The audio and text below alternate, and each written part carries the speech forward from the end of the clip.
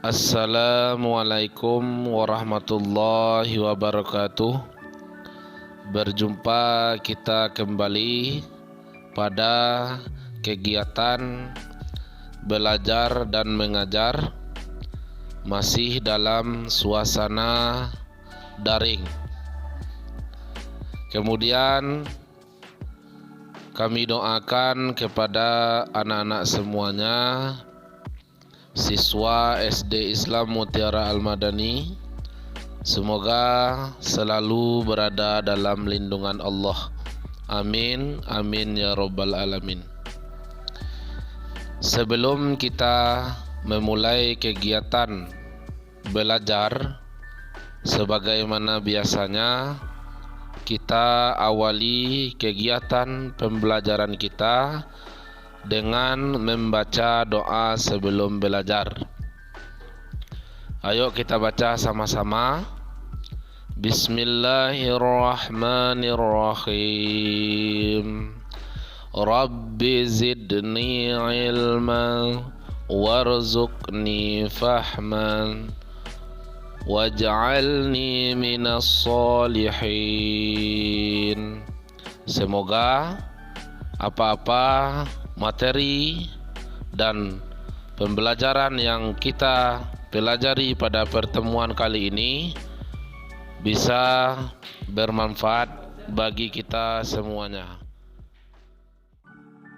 Muatan IPA KD 3.1 dengan materi pembahasan pelestarian hewan dan pelestarian tumbuhan.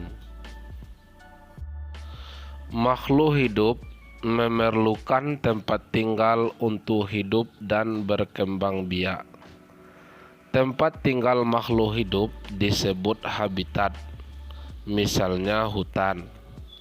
Hutan harus kita jaga agar hewan dan tumbuhan yang tinggal di dalamnya dapat melangsungkan hidupnya. Keberadaan hewan dan tumbuhan sangat penting dan harus kita lestarikan agar 1. Tidak punah, 2. Dapat dimanfaatkan oleh manusia sebagai bahan makanan, 3. Menjaga keseimbangan ekosistem antara produsen dan konsumen, 4. Dapat dimanfaatkan sebagai sumber belajar untuk mengembangkan ilmu pengetahuan. Ada beberapa upaya-upaya yang dapat kita lakukan untuk melestarikan hewan dan tumbuhan. Ialah sebagai berikut. 1. Memahami pentingnya pelestarian hewan. Untuk dapat melestarikan hewan, kita harus memahami cara merawatnya dengan baik. Misalnya, jenis makanan, ukuran kandang yang sesuai dengan ukuran hewan peliharaan, serta kebersihan hewan dan kandangnya. Tidak hanya cara merawatnya, kita memelihara hewan juga harus memperhatikan jumlah populasinya. 2. Membuat tempat penangkaran untuk hewan langka. Pembuatan penangkaran hewan bertujuan agar hewan langka dapat berkembang biak dengan aman. Setelah cukup umur, mereka dilepas ke alam bebas agar hidup secara alamiah. Penangkaran hewan dapat dilakukan secara ex situ dan in situ. Ex situ artinya di luar habitat aslinya, seperti di kebun raya, kebun binatang, dan taman safari. Sedangkan in situ artinya di dalam habitat aslinya, seperti taman nasional, cagar alam, suaka marga satwa, dan hutan lindung. 3.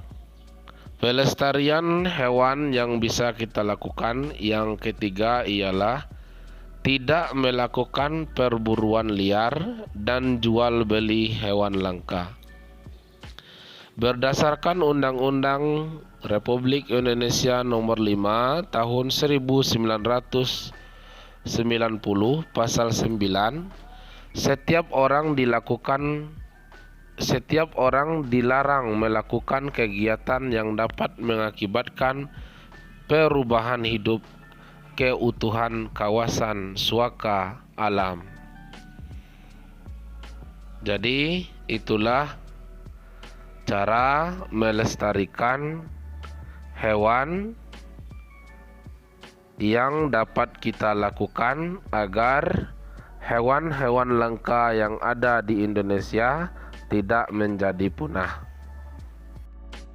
Berikutnya, pelestarian tumbuhan.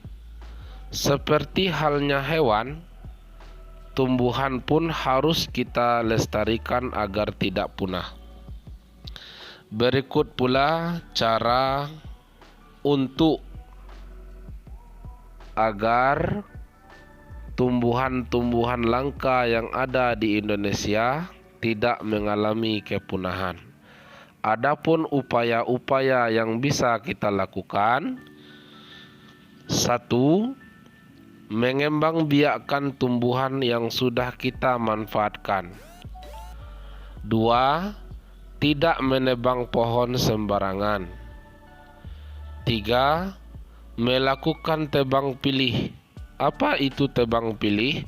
Artinya menebang pohon dengan memilih ukuran dan usia tumbuhan yang sesuai. 4. Melakukan penghijauan, yakni menanam kembali pohon yang sudah ditebang. 5. Pelestarian tumbuhan secara in situ dan ex situ untuk tumbuhan. Contoh pelestarian in situ adalah hutan lindung. Dan contoh pelestarian ex situ adalah dengan kebun raya. 6. Mengembangbiakkan tumbuhan langka dengan kultur jaringan. Apa itu kultur jaringan? Yaitu memperbanyak jaringan tumbuhan menjadi tumbuhan baru. Baiklah anak-anak, itulah penjelasan tentang bagaimana cara pelestarian hewan dan tumbuhan. Jadi bisa kita tarik kesimpulan bahwa tumbuhan dan juga hewan mereka punya batas jumlah yang telah banyak berkurang di hutan di Indonesia kita. Jadi mari kita sama-sama untuk melakukan upaya-upaya agar tumbuhan dan hewan tetap lestari yang ada di Indonesia. Demikianlah materi hari ini. Berikutnya silakan anak-anak kerjakan latihan berikut ini. Jawablah soal dengan baik dan benar, dan jangan lupa jawabannya dikirim kembali kepada wali kelasnya masing-masing. Demikian, terima kasih atas perhatian. Wassalamualaikum warahmatullahi wabarakatuh.